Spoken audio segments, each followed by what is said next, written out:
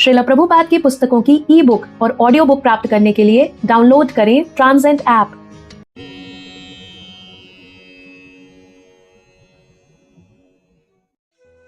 हम श्री कृष्ण पुस्तक के 12वें अध्याय को आरंभ करते हैं, जिसका शीर्षक है अघासुर वध। एक दिन प्रातः काल भगवान श्री कृष्ण ने ग्वाल बालों सहित जंगल को जाने की इच्छा प्रकट की, जहां एकत्र होकर सब लोग एक साथ भोजन करने वाले थे। जो ही वे सोकर जागे तो उन्होंने महिष सींग बजाया और अपने मित्रों को बुलाकर एकत्र किया। वे सब बछड़ों को आगे करके एक जुलूस के रूप में जंगल के लिए रवाना हुए।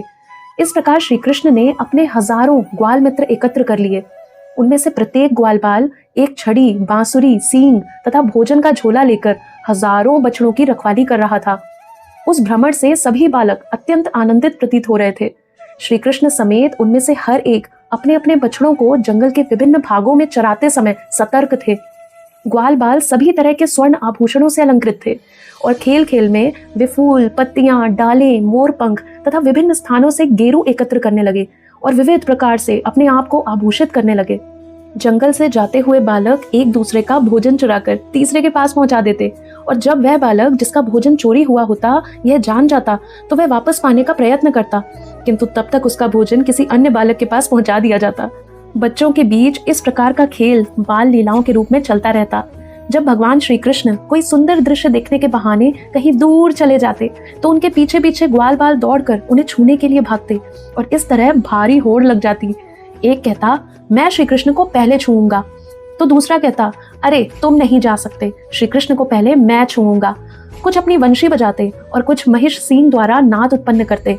उनमें से कुछ प्रसन्नता पूर्वक मोरों का पीछा करने लगते और कुछ कोयल की बोली का अनुकरण करने लगते। कुछ बालक आकाश में उड़ते पक्षियों की पृथ्वी पर पड़ रही छाया का अनुसरण करते हुए साथ साथ दौड़ने लगते। कुछ बंदरों के पास जाकर चुपके से बैठ जाते और कुछ मोर नृत्य का अनुकरण करते।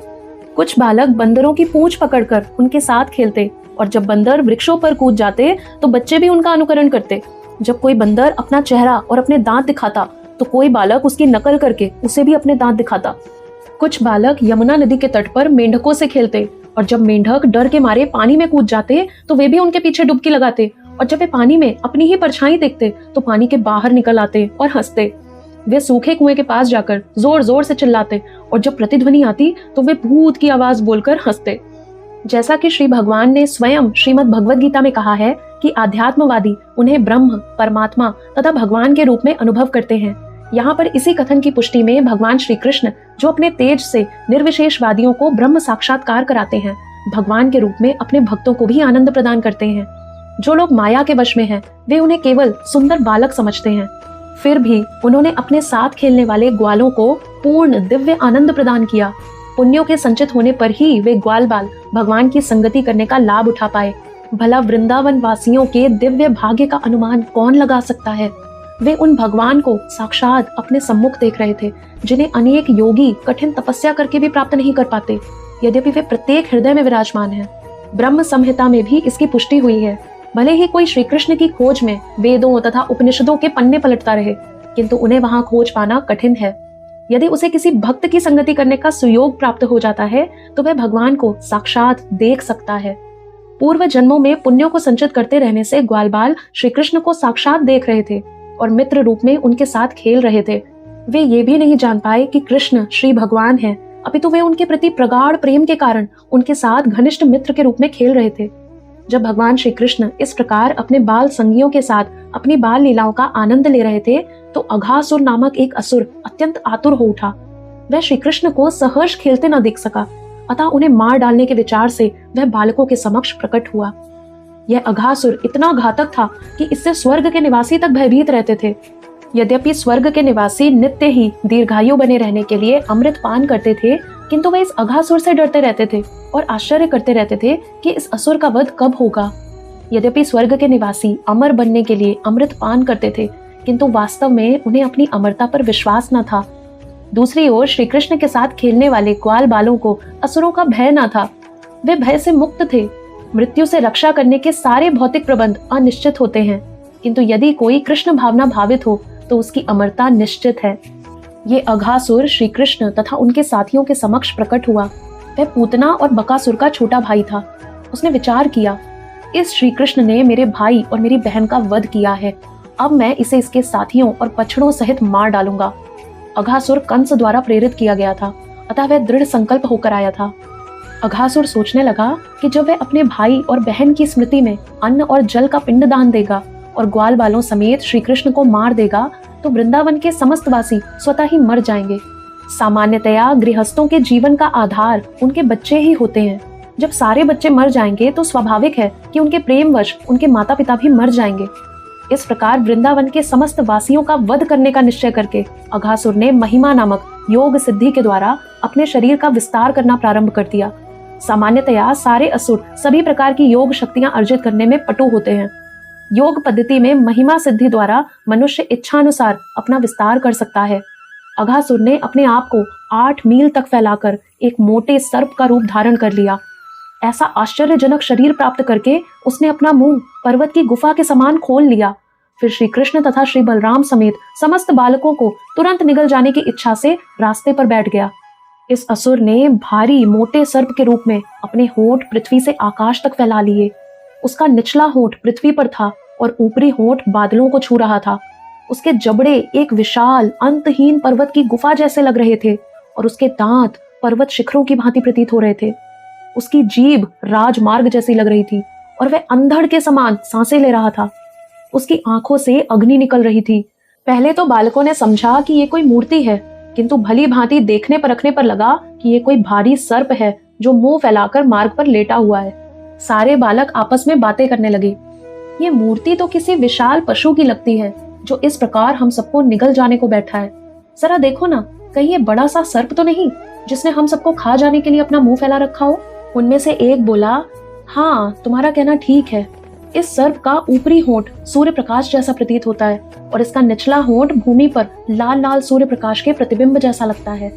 जरा इसके मुंह की दाईं और बाईं ओर तो देखो, इसका मुंह एक विशाल पर्वत गुफा जैसा लग रहा है और इसकी ऊंचाई का तो कोई अनुमान नहीं लगाया जा सकता। इसकी ठुड्डी तो पर्वत शिखर की भांति उठी हुई है।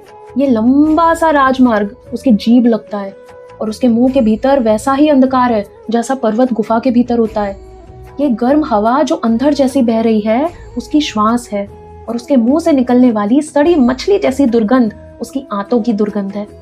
फिर उन सभी ने परस्पर मंत्रणा की, यदि हम सभी इस विशाल सर्प के मुंह में एक साथ प्रवेश कर चले तो भला ये हम सबको कैसे निगल पाएगा, और यदि हम सबको एक साथ निगल भी जाए तो श्री कृष्ण को कैसे निगल पाएगा। श्री कृष्ण इसे तुरंत मार डालेंगे, जैसा कि उन्होंने बकासुर के साथ किया था।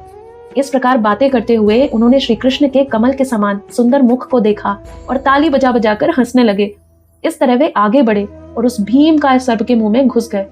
इसी बीच प्रत्येक के हृदय में परमात्मा रूप में वास करने वाले श्री कृष्ण समझ गए कि यह मूर्ति जैसी आकृति कोई असुर है, किंतु ग्वाल बाल इसे नहीं जानते थे और अभी श्री कृष्ण योजना बना ही रहे थे कि अपने अंतरंग मित्रों को विनाश से कैसे बचाया जाए कि सारे बालक अपने बछड़ों समेत सर्प के मुंह के भीतर प्रविष्ट हो गए, किंतु श्री कृष्ण नहीं गए।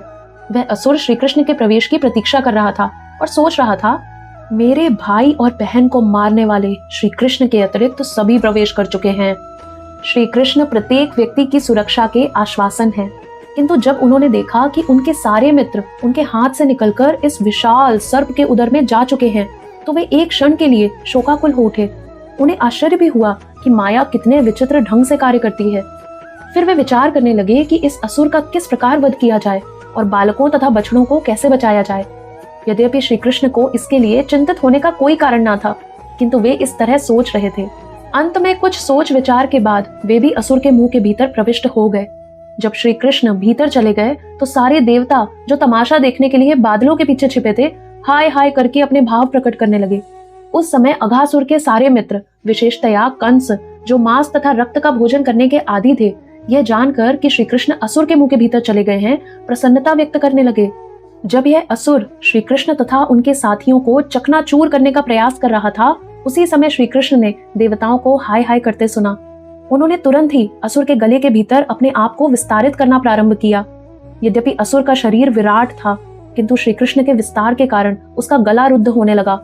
उसकी बड़ी बड़ी आंखें तीव्रता से घूमने लगी और तुरंत ही उसका दम घुटने लगा। उसकी प्राण वायु किसी भी छिद्र से बाहर ना आ सकी, पर अंत में उसके सिर के ऊपरी भाग के एक छिद्र से बाहर निकली। इस प्रकार उस असुर के प्राण निकल गए। असुर के मर जाने पर श्री कृष्ण ने अपनी दिव्य दृष्टि से ही सभी बालकों और बछड़ों को सचेत किया और उन सभी के साथ असुर के मुख से वे बाहर आ गए। जब श्री कृष्ण अघासुर के मुख में थे, तभी असुर की आत्मा प्रज्वलित प्रकाश की भांति बाहर आ गई, जिससे सभी दिशाएं दीप्त हो उठी और वह आत्मा आकाश में रुकी रही। जो ही श्री कृष्ण ग्वाल बालों तथा बछड़ों सहित उस असुर के मुंह से बाहर निकल आए, वह प्रज्वलित तेज तुरंत ही देवताओं के देखते देखते श्री कृष्ण के शरीर में मिल गया। देवताओं ने अत्यधिक प्रसन्न होकर भगवान श्री कृष्ण पर फूलों की वर्षा की और उनकी पूजा की। स्वर्ग के निवासी प्रसन्नता से नाचने लगे और गंधर्व लोक के वासी विविध प्रकार की स्तुतियां करने लगे। वादक हर्ष से नगाड़े बजाने लगे, ब्राह्मण वेदों से स्तुतियां सुनाने लगे और भगवान के सारे भक्त जय जय तथा भगवान श्री कृष्ण की जय शब्दों का उच्चारण करने लगे। जब ब्रह्मा जी ने संपूर्ण स्वर्ग लोक में प्रतिध्वनित ये शुभ ध्वनियां सुनी, तो वे तुरंत ये देखने के लिए नीचे उतरे कि क्या घटना घटी है। उन्होंने देखा कि असुर का वध हो चुका है। वे भगवान श्री कृष्ण की अलौकिक यशस्वी लीलाएं देखकर चकित थे। उस असुर का विशाल मुंह कई दिनों तक खुला रहा और धीरे धीरे सूख गया। वह वहीं पर सभी ग्वाल बालों के खेलने के लिए रह गया। जब अघासुर का वध हुआ तो श्री कृष्ण और उनके सारे संगी 5 वर्ष से कम आयु के थे। 5 वर्ष से कम आयु के बालक कुमार कहलाते हैं।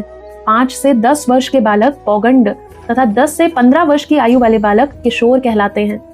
15 वर्ष के बाद बालक तरुण या युवक कहलाते हैं। 1 वर्ष तक ब्रजग्राम में अघासुर की घटना पर कोई चर्चा नहीं चली, किंतु जब वे सब 6 वर्ष के हो गए तो उन्होंने इस घटना का उल्लेख आश्चर्य सहित अपने माता पिता से किया। भगवान श्री कृष्ण, जो ब्रह्मा जैसे देवताओं से भी महान हैं, उनके लिए किसी को अपने नित्य शरीर के साथ एकाकार होने का अवसर प्रदान करना सहज है। उन्होंने अघासुर को ऐसा अवसर प्रदान किया। अघासुर निश्चय ही सबसे बड़ा पापी जीव था और पापी के लिए परम सत्य से एकाकार होना संभव नहीं होता। किंतु इस विशिष्ट घटना में चूंकि श्री कृष्ण अघासुर के शरीर के भीतर प्रविष्ट हुए, अतः यह असुर अपने समस्त पाप कृत्यों से मुक्त हो गया।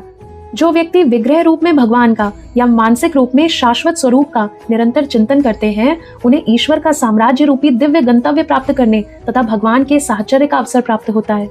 अतः हम अघासुर जैसे किसी व्यक्ति के उच्च पद की कल्पना कर सकते हैं, जिसके शरीर में भगवान श्री कृष्ण ने स्वयं प्रवेश किया था।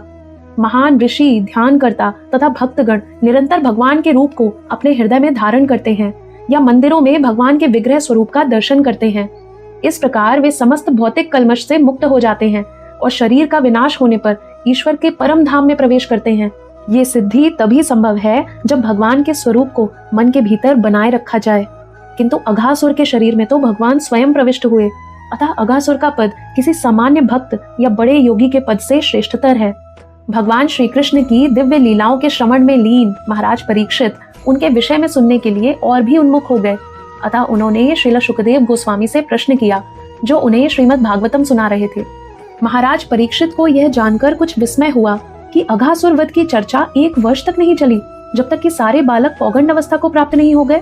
महाराज परीक्षित इस घटना को जानने के लिए और भी उत्सुक हुए, क्योंकि उन्हें विश्वास था कि इसका संबंध श्री कृष्ण की विविध शक्तियों की कार्यप्रणाली से था। सामान्य रूप से क्षत्रिय अथवा शासक वर्ग सदैव अपने राजनीतिक मामलों में व्यस्त रहते हैं। उन्हें भगवान श्री कृष्ण की दिव्य लीलाओं के श्रवण करने का बहुत कम अवसर प्राप्त हो पाता है। किंतु जब महाराज परीक्षित इन दिव्य लीलाओं का श्रवण कर रहे थे, तो उन्होंने इसे अपना परम सौभाग्य समझा, क्योंकि वे न केवल श्री कृष्ण की लीलाओं को सुन रहे थे, अपितु वे इन्हें परम हंस वैष्णव श्रील शुकदेव गोस्वामी के मुख से सुन रहे थे, जो श्रीमद् भागवतम के महान अधिकारी थे। इस प्रकार महाराज परीक्षित द्वारा पूछे जाने पर श्रील शुकदेव गोस्वामी जी ने श्री कृष्ण के दिव्य रूप, गुण, यश तथा साज सामान संबंधित दिव्य लीलाओं का वर्णन जारी रखा। इस प्रकार लीला पुरुषोत्तम भगवान श्री कृष्ण के अंतर्गत अघासुर वध नामक 12वें अध्याय के भक्ति वेदांत तात्पर्य पूर्ण हुए।